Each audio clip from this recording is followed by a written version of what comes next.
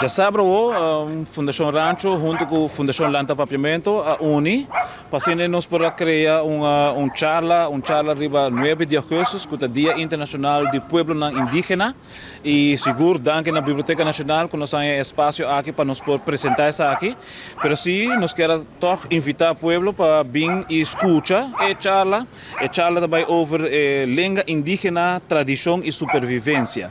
Mas isso aqui seguro também, mirando o tema de UNESCO, of United Nations, que está proclamar a fecha como Dia Internacional do Pueblo Indígena, está algo para reflexionar também. Algo para reflexionar arriba o direito humano, arriba o sistema com o sistema indígena a drei e também também, mas também seguro a justiça como está também para atender com diferentes temas.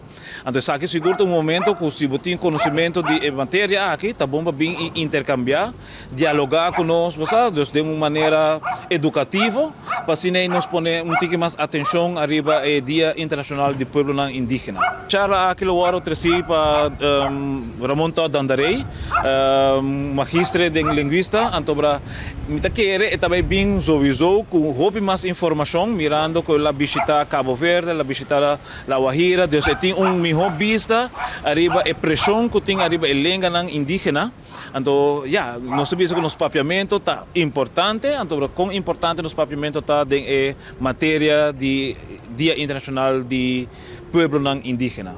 Em diferentes conferências internacionais, nós temos a ação que assim a UO. Então, eigenlijk tem a ver com nossa herência.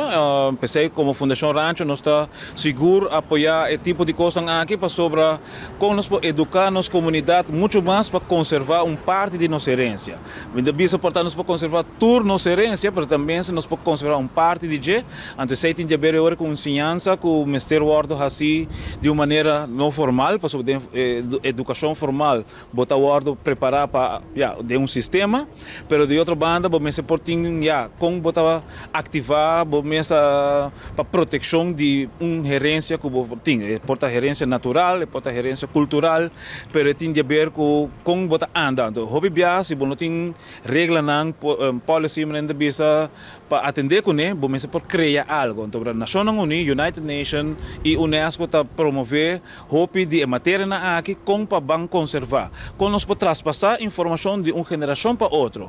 So também conhecimento tá, quando nós temos hobby gente em idade hobby avançar, que vamos pôr bom ativista, então com ele pode traspassar seu conhecimento para uma geração mais nova por seguir no mundo de ativismo. Se nós não traspassar a informação aqui, é também difícil para nós conservar algo e assim manter também nossa herência de Aruba de melhor forma e melhor maneira.